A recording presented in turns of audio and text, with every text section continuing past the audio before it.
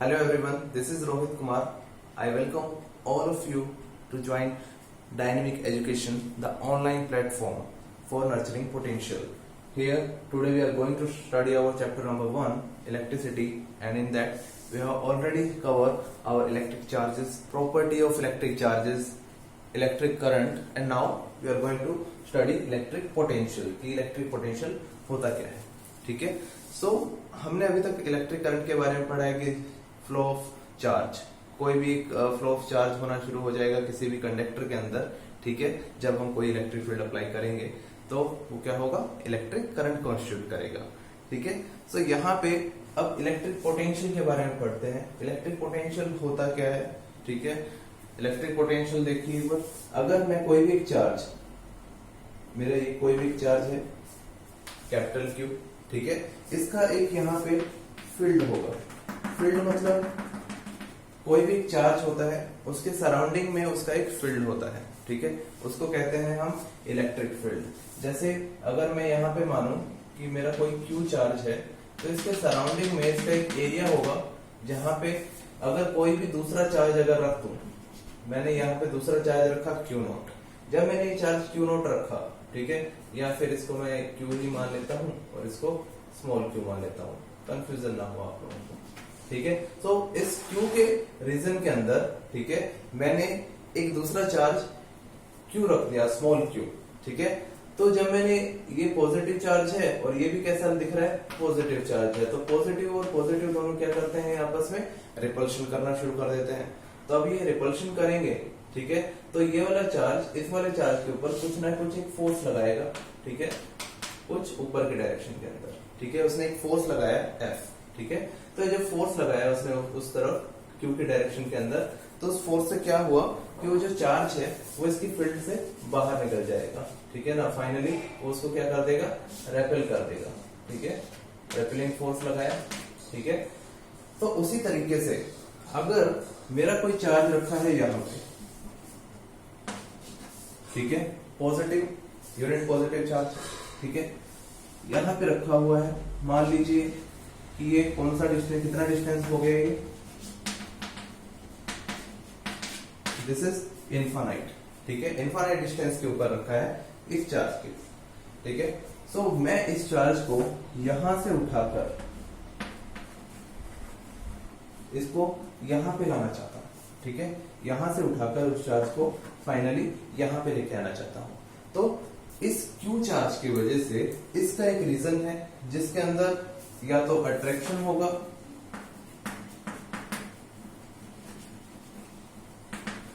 और रिपल्शन, ठीक है ना? अट्रैक्शन तब होगा अगर कोई इसके फील्ड के अंदर अपोजिट चार्ज एंट्री करता है, अट्रैक्शन हो गया। अब रिपल्शन कब होगा, जब same charge, properties of charges के अंदर हमने पढ़ा था कि अगर दोनों के चार्जेस सेम है तो रिपल्शन होगा, अगर दोनों चार्जेस डिफरेंट हैं तो अट्रैक्शन होगा। तो यहाँ पे अब जो चार्ज आ रहा है क्यू, वो कैसा है, ये भी positive and this is also unit positive charge, ठीक है? तो ये दोनों चार्जेस सेम, ठीक है, सेम साइन है। तो यहाँ पे जैसे ही इसकी फील्ड के अंदर ये एंट्री करेगा तो ये क्या करने देगा, नहीं। तो हमें क्या करना पड़ेगा, हमें कुछ अमाउंट ऑफ वर्क डन करना पड़ेगा in bringing this small charge Q in the area of this capital charge, ठीक है? ये जो कैपिटल चार्ज का ये पूरा का पूरा एरिया है, ठीक है ना, इसके अंदर हमें अगर कोई भी स्मॉल क्यू चार्ज को इनफाइनाइट से उठाकर और इस फील्ड के इस रीजन के अंदर ले जाना है तो वो आसानी से तो आने नहीं देगा। उसके लिए हमें क्या करना पड़ेगा, यहाँ पे कुछ ना कुछ इसके ऊपर वर्क करना पड़ेगा, इसको एक फोर्स लगाना पड़ेगा, धक्का देना पड़ेगा कि भाई तुम जाओ, ठीक है ना, उसके फील्ड के अंदर चले जाओ, ठीक है? तब जाके ये कहीं जाके क्यू के फील्ड के अंदर रह पाएगा। ओके, सो इलेक्ट्रिक पोटेंशियल यही होता है that it is defined as the amount of work done, it is defined as the amount of work done in bringing a charge Q, in bringing a unit charge Q, ठीक है ना? चलो इसकी definition देख लेते हैं। So हमने कैसे इलेक्ट्रिक पोटेंशियल को डिफाइन किया, it is defined as amount of work done, कितना अमाउंट ऑफ वर्क डन किया हमने इस चार्ज के ऊपर इन्फिनिटी से किसी पॉइंट के P के ऊपर ले जाने के लिए, in bringing a unit positive charge from infinity to that point, जिस भी पॉइंट के ऊपर हम ले जाना चाहते हैं, against the force of repulsion. Force of repulsion मतलब इस क्यूब चार्ज की वजह से इसके ऊपर कुछ ना कुछ फोर्स अप्लाई हो रहा था, तो इसके अगेंस्ट हमने वर्क डन किया है। ठीक है, सो अगर हम देखें हमारा जो पोटेंशियल है उसको हम किस तरीके से रिप्रेजेंट करेंगे। इलेक्ट्रिक पोटेंशियल को हम रिप्रेजेंट करते हैं, जो हमारा इलेक्ट्रिक पोटेंशियल होता है we represented with the letter V। ठीक है, हम इलेक्ट्रिक पोटेंशियल को रिप्रेजेंट करते हैं लेटर V से। ठीक है, तो पोटेंशियल किसके बराबर हो गया? पोटेंशियल बराबर हो गया कि हमने कुछ ना कुछ वर्क डन किया। ठीक है, किसी भी चार्ज को जो कि इंफिनिटी के ऊपर रखा था से किसी पॉइंट P के ऊपर लाने के लिए। ठीक है,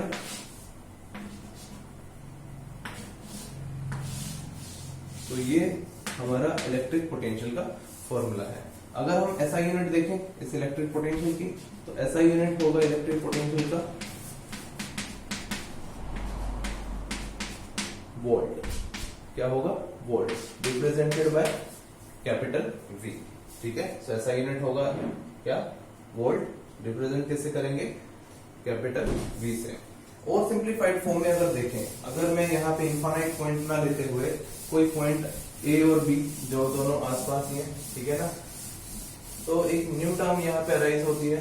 ठीक है, उस टर्म का नाम है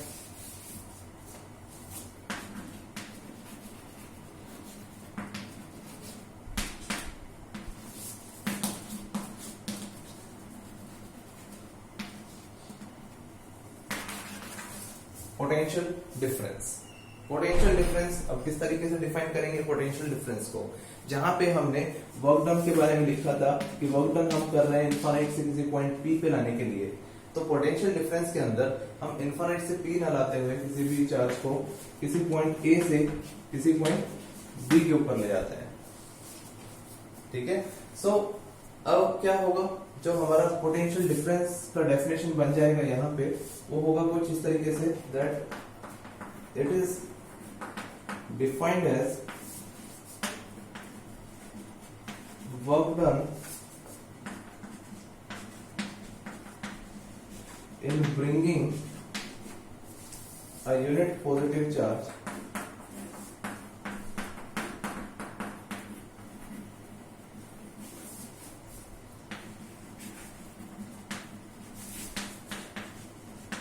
against the force of repulsion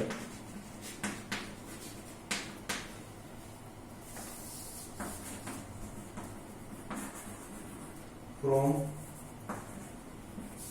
one point to another point। ठीक है, एक पॉइंट से दूसरे पॉइंट पे ले जाने के लिए जो वर्क डन करना पड़ रहा है, ठीक है, उसको हम क्या कह देंगे? Potential difference. It is also represented by capital letter V। अब जो V है उसका यूनिट हम जानते हैं कितना होता है? V होता है ऐसा यूनिट इसका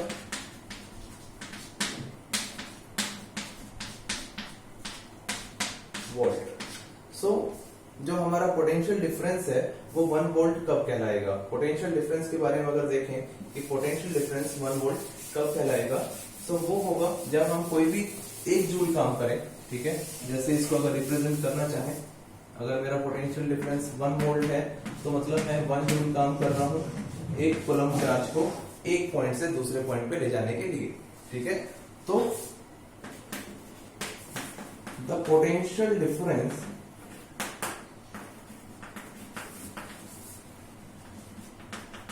is said to be 1 volt if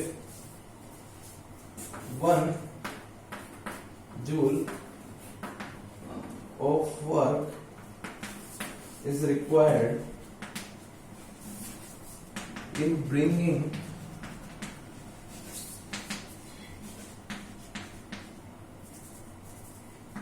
one coulomb charge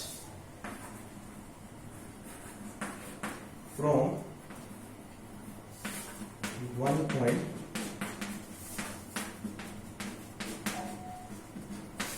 to another. तो पोटेंशियल डिफरेंस 1 वोल्ट कब कहलाएगा, काफी इंपोर्टेंट डेफिनेशन हो जाती है, ठीक है। पोटेंशियल डिफरेंस 1 वोल्ट कब कहलाएगा, जब हम 1 जूल काम करेंगे 1 कूलम चार्ज को एक पॉइंट से दूसरे पॉइंट पे ले जाने के लिए, ठीक है ना। Okay, so this is the definition of potential difference, जब वो कितना होगा 1 वोल्ट होगा। Okay, so will continue our lecture, but आज के लिए हम सिर्फ इतना ही पढ़ेंगे इलेक्ट्रिक पोटेंशियल और पोटेंशियल डिफरेंस के बारे में। Thank you. Now let's see some numerical problems on current and electricity. So first जो न्यूमेरिकल है हमारा, how much work is done in moving a charge of 2 coulomb from a point of 118 volt to a point of 128 volt, ठीक है।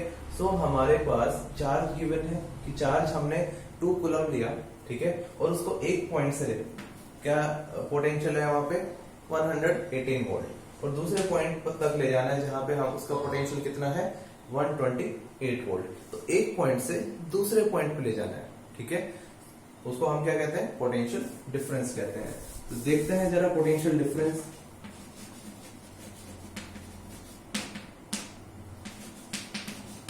Potential difference denoted by V। इसका जो formula होता है वो होता है वर्क डन अपॉन में चार्ज, ठीक है। तो इसने क्या कहा है, how much work is done, हमें W निकालना है यहाँ पे, ठीक है, हमें क्या निकालना है यहाँ पे W। चार्ज हमें गिवन है, पोटेंशियल डिफरेंस V कितना है यहाँ पे 128 माइनस 118 वोल्ट।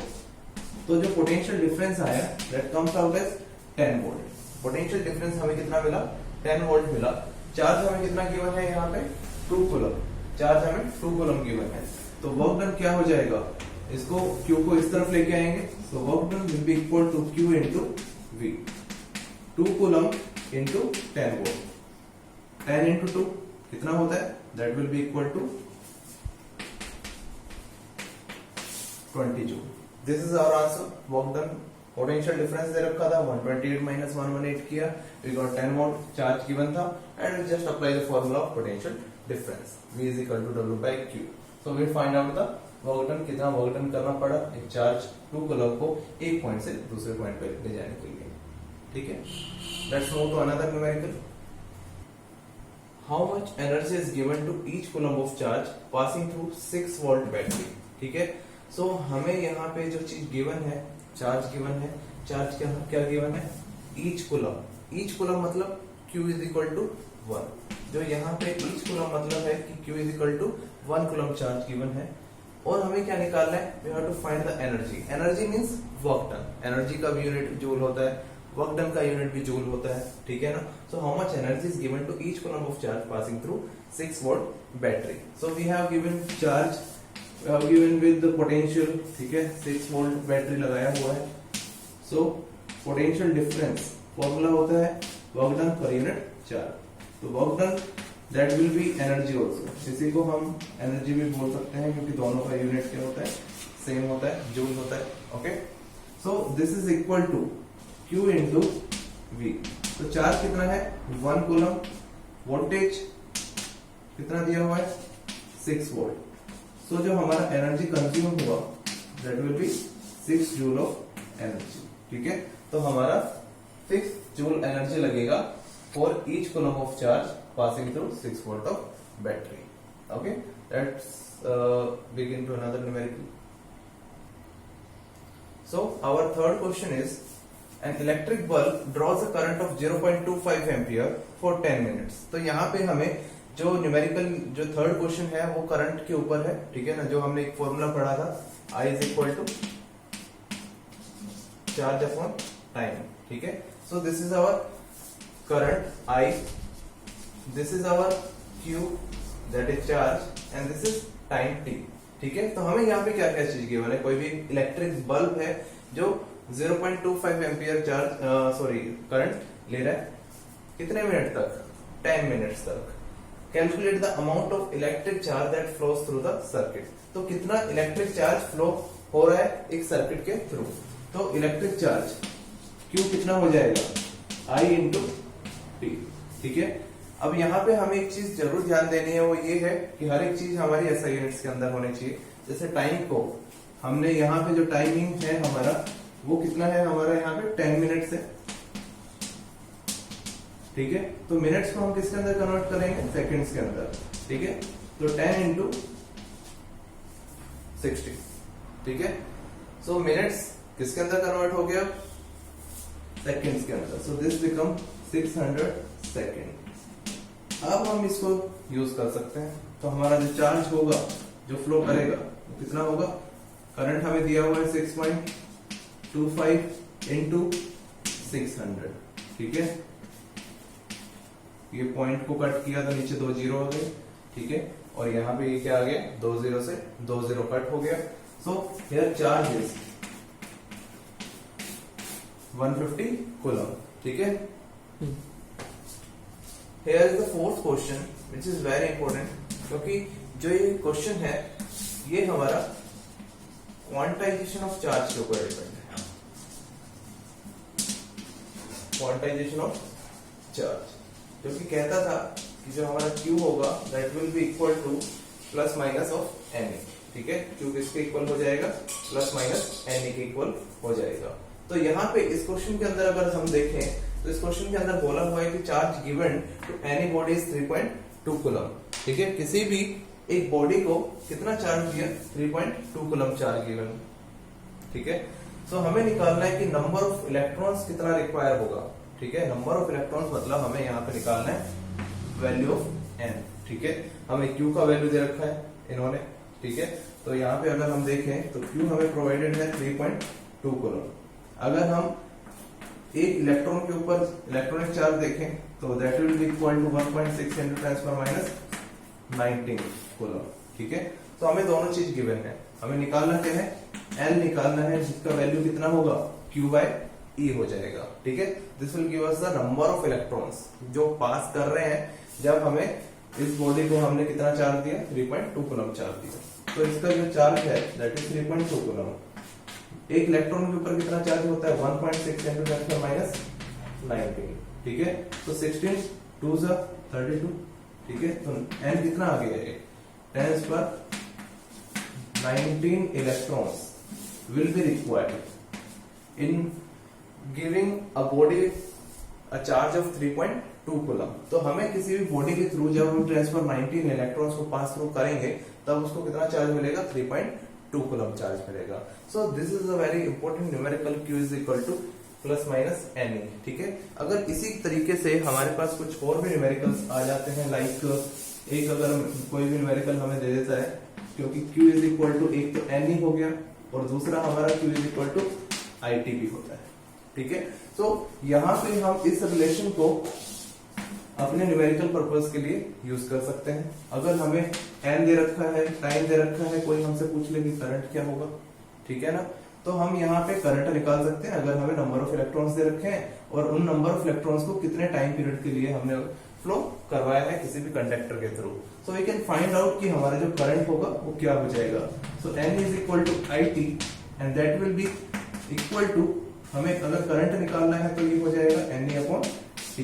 तो इस तरीके से हम इन दोनों रिलेशंस को यूज कर सकते हैं और ये हमारा एक काफी इंपॉर्टेंट रिलेशन हो जाता है। Q is equal to NE that will be equal to IT, okay. बोलो for NTSC. Most of the problem are based on this formula. So,